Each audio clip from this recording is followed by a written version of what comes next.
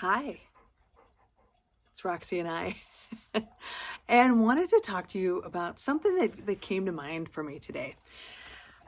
As a caregiver, don't you sometimes feel like time is not your own, or you don't have control over your, um, your calendar, or your perhaps just your time? And so I was reminded about something I learned about years ago. If you've ever followed Abraham Hicks, Esther Hicks channels Abraham, and Abraham gives out a lot of great advice. And I had found this at some point, and it just really hit home. And I was reminded of it again. Like, why am I not currently using that?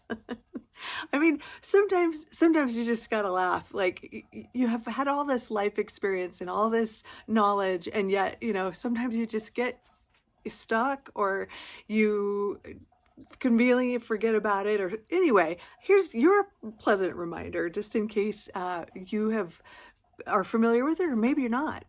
So first I wanted to look up, well, anyway, so it's called segment intending. And I'm going to remind you of what that is. So today we're not going to learn about how to set a goal, because you've got enough on your plate.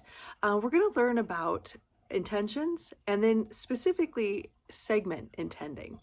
So I will walk you through that. And I wanted to just read, the definition of an intention. An intention is defined as an aim, a purpose, or something you plan to do. But you can definitely think of it as a little more than that. You can think of an intention as what you consciously plan to show up as. So yes, we're going to have doctor's appointments and possibly chemo treatments and that type of thing. And there's a lot of waiting time, there's a lot of sitting time. And how are we going to be showing up as that at during that time? Are we going to be the funny one, the one that's just going to look at it like, hey, I'm going to say yes to every opportunity today, or bringing it outside of just the doldrums of like, oh, here we go to another appointment, or that type of thing.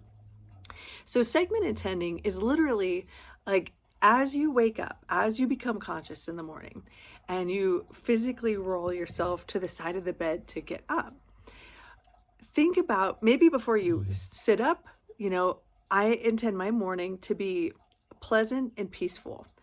Or maybe it's as you're setting your feet on the floor. And so for that next segment, which is generally bathroom time, you're brushing your teeth, you're going to the bathroom, maybe you're taking your shower at that point. So, how can you bring some peace into your life, and consciously think of that? Like, I'm bringing peace into this part of my morning, or serenity, or whatever that word is. Giving yourself enough time. Maybe you are listen to music, and have your type of music on. Don't scroll. Don't listen to the news, because ugh. so so then perhaps the next part of your day is getting into the car and going to work, or getting into the car and going to an appointment. So what can you intend as you're driving? Maybe before you start the car, you're sitting in the car, I intend this to be a pleasant drive. I intend to learn something as I drive. The people on the road with me are paying attention, and everybody is safe. I mean, it can be such simple things. Now, you don't have to be, saying all of this as you're driving. You can if you want, but just making the conscious, like, okay, my segment is changing. Now I'm getting into the car. All right. Then once you get out of the car, and perhaps again you're going to work, or you're going to half of a day of treatment for the person that you're caring for. So, how can that look? How can you be the best you? How can you feel? What do you see, feel, taste, hear? What are those things that you can connect with, that bring you joy, or at least bring you some contentment, that you can show up as that person to perhaps be that peaceful bit of the day for the person you're caring for, the nursing and the medical staff, or if you're at work, your coworkers, your boss, your people that are under you, if you're the boss. So where can you tap into that resilience and that beauty that you have, where instead of giving everything, you're receiving, and that can include some really good energy.